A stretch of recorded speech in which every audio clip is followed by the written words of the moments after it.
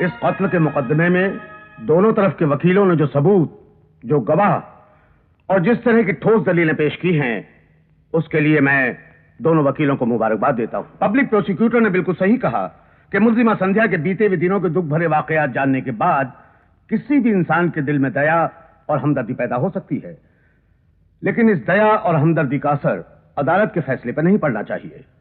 दूसरी तरफ defence lawyer mister Vijay Kumar ने अपनी जिरह में यह बताया कि किस तरह बचपन में मुल्जिमा संध्या ने अपनी आंखों से भयानक वाकयात देखे जो उस 7 साल की मासूम बच्ची के दिल पर छाप बन के रह गए, और वहीं से उसके दिल में अमृतलाल से बदले की भावना ने जड़ पकड़ ली।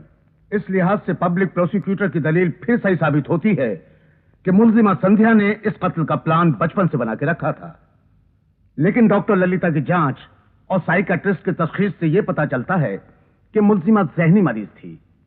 उसने खून किया, लेकिन अपने होशो-हवास में नहीं, जुनूनी हालात का शिकार होकर, और अदालत डॉक्टरों की इस तशखीस और जांच से 100% मुत्तफिक है। इसलिए इंडियन पिनल कोड सेक्शन 84 के तहत यह अदालत मुल्जिमा संध्या को बेकसूर करार देते हुए बाइज्जत बरी करती है।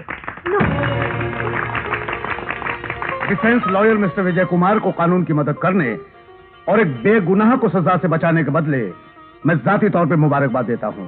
Congratulation mister Vijay Kumar. Thank you very much.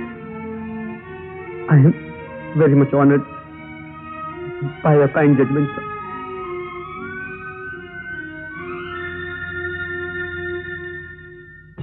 नहीं, नहीं, मुझे कुछ नहीं चाहिए।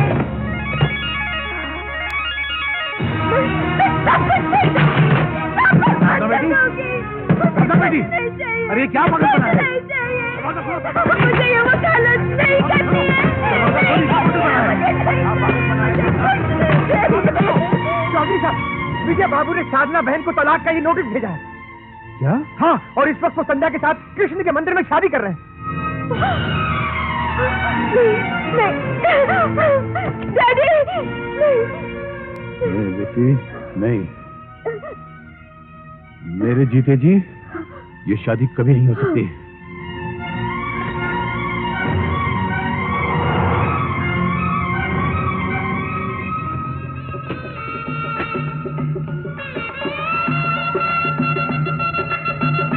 विजय!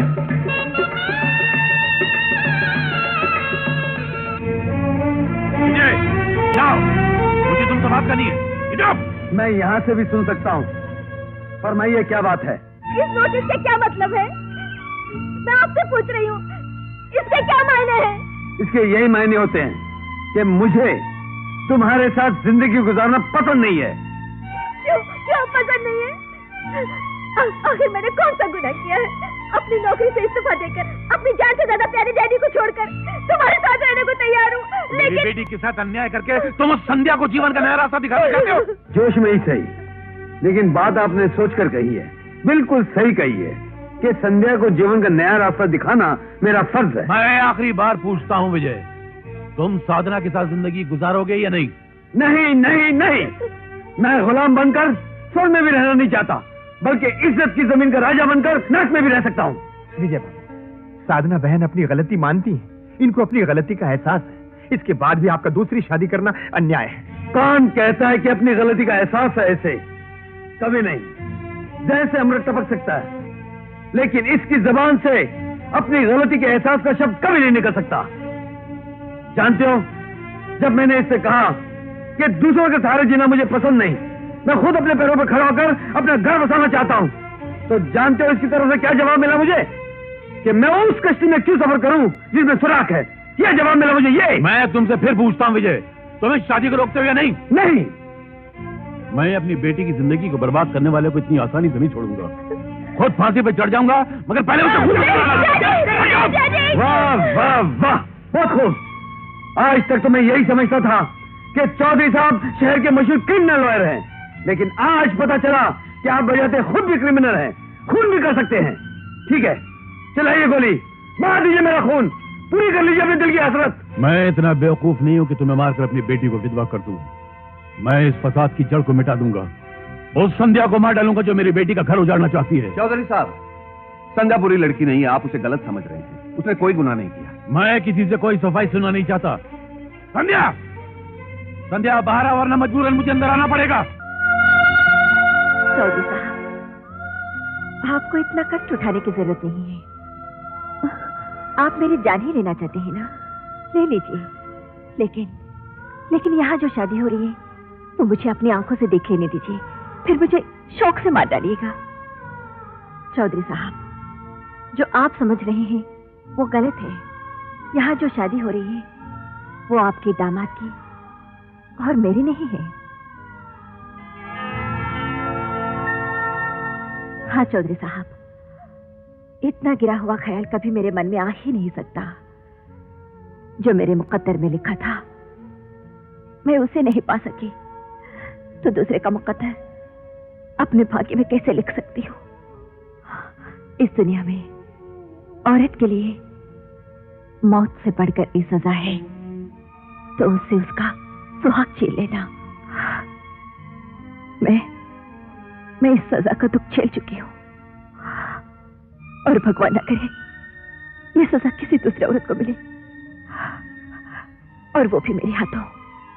विजय बाबू, बुजुर्गों ने कहा है मिलन जुदाई की शुरुआत है, लेकिन हर जुदाई पुनर्मिलन की शुरुआत होती है।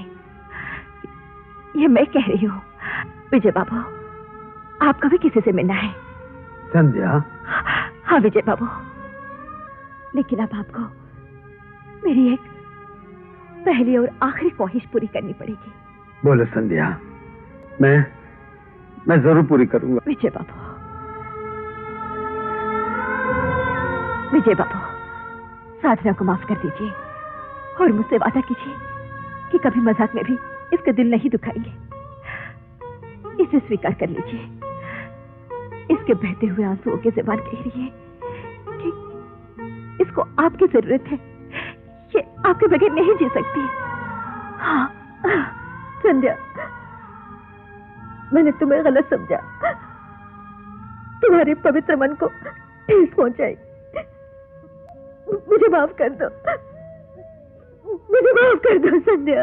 हाँ बेटी, तुम क्या थी और हम तुम्हें क्या समझते रहे? अरे ये मुल्क का इतना बड़ा वकील जिंदगी का मुकदमा न समझ सका। हम तुमसे हार गए बेटी, हमें माफ कर दो।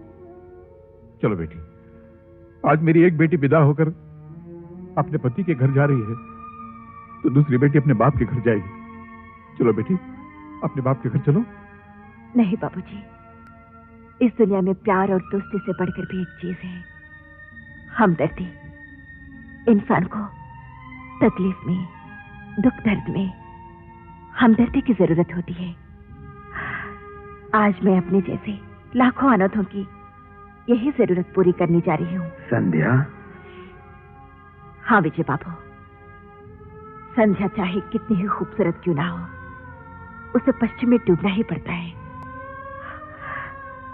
आप सब लोग आकर इन अनाथों को आशीर्वाद दीजिए। आइए आइए बाबूजी।